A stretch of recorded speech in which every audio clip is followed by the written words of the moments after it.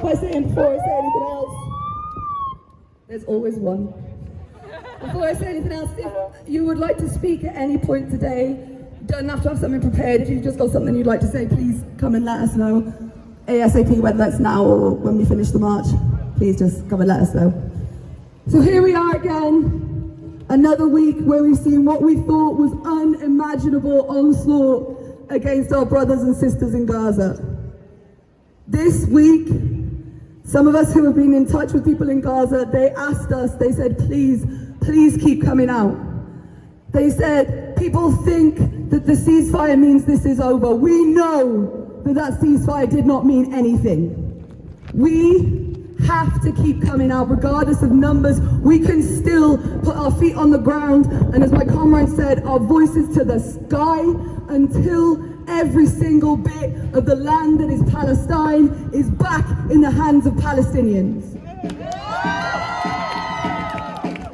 We stand here today with tomorrow being Mother's Day in the UK, and on the 30th of March, which is also tomorrow, it is also Palestinian Land Day.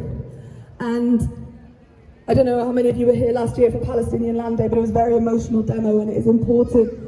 A few weeks ago, one of our comrades again made a speech about the olive groves and how our fight for liberation is not over until every Palestinian family can go to their olive groves, harvest their own olives and take them home to the tables in their own dining rooms, in their own homes, on their own land.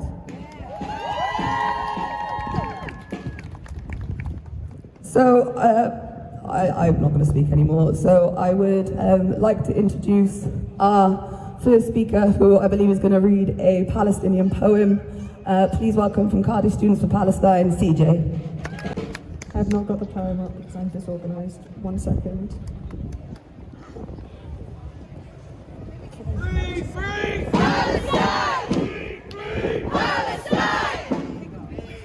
This poem is called The Olive Tree. It's by Tawfiq Zayad. People often say that the Palestinians are voiceless and we have to be their voice, but that isn't true. The Palestinians have voices and we need to listen to them. So that's why I want to read this today. Because I do not knit wool, because I am always hunted, and because my house is always raided, because I cannot own a piece of paper, I shall carve my memoirs on the homeyard olive tree. I shall carve bitter reflections, scenes of love and yearnings, for my stolen orange grove, and the lost tombs of my dead. I shall carve all my strivings for the sake of remembrance, for the time when I'll drown them in the avalanche of triumph. I shall carve the serial number of every stolen piece of land, the place of my village on the map, and the blown up homes and the uprooted trees and every bloom that was crushed, all the names of the experts in torture, the names of the prisons. I shall carve dedications to memories threading down to eternity, to the budded soil of Deir Yassin and Kafr Hassan. I shall carve the sun's beckoning and the moon's whisperings and what a skylark recalls at a love-deserted well. For the sake of remembrance, I shall continue to carve all the chapters of my tragedy and all the stages of our Nakba on the homeyard olive tree.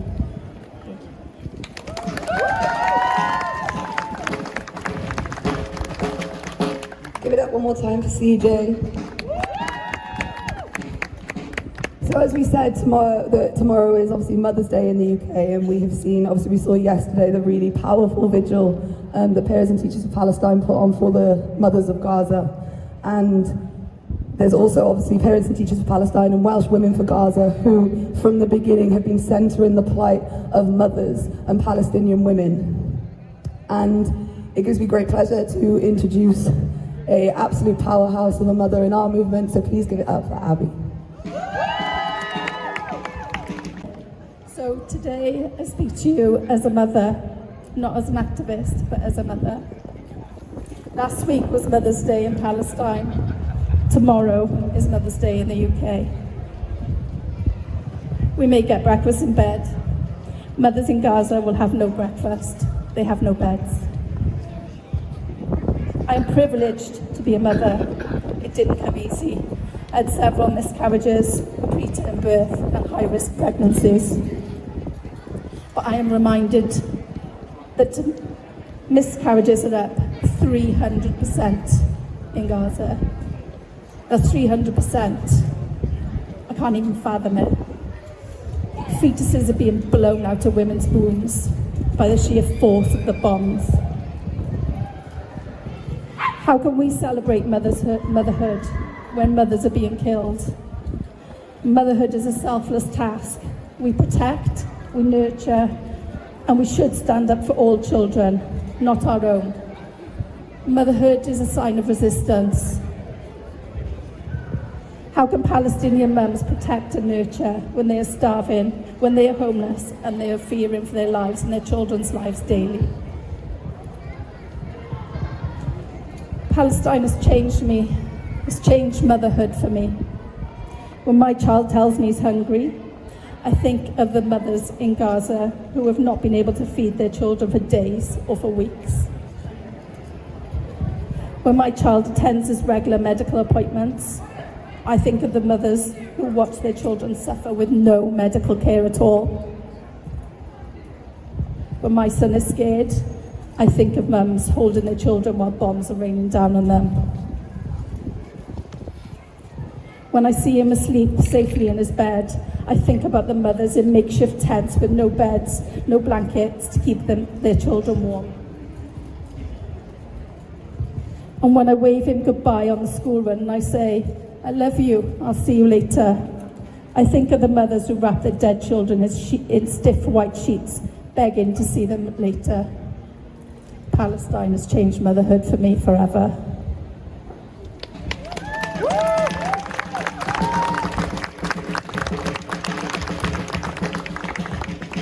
Give it up one more time for Abby.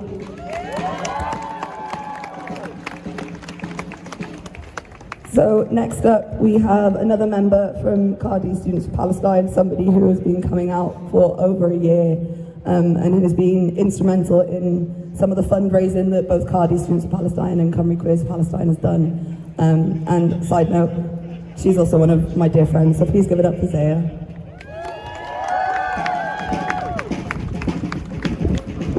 Hello. So we are living in a dystopian world in which people are more disturbed by signs, chants, and vigils than actual people dying. I've been trying to figure out how people can keep looking away, how universities and institutions such as South Wales Police can justify themselves wasting resources on targeting peaceful protesters for holding up signs and standing on a road, something they consider unlawful, while being able to justify actual bullets shooting and killing a child in Gaza. I'm so sorry that your day was ruined by being stuck in some traffic for an hour because people are protesting a genocide. People in Palestine are being hit by missiles. Entire families are being wiped out. Children are being shot at. There are killer drones targeting civilians. And you are fussing over being late to somewhere? Grow up. Wake up.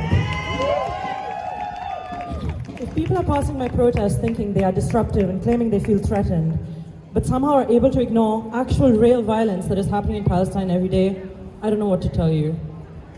If these protests bother you, gain some perspective.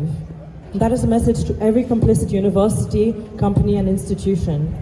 You want people to feel bad for you, that students are outside your organization protesting the death of thousands of innocent people, while there is a child amputee crisis from all the children who have lost limbs because Israel decided that their lives meant nothing.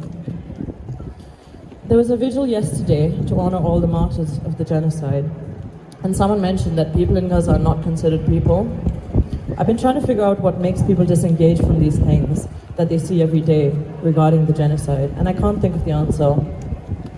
These people are mothers and fathers, they are educators and teachers, students, children. They are people like you and me who like to laugh and go out with their friends. They have hobbies and interests. They have dreams and aspirations. These are real people. In that way, they are no different from you and me.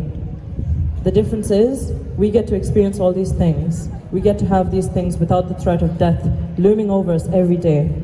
And for our martyrs in Syria, Palestine, Lebanon, Yemen, Congo, and many more, that is not an option anymore.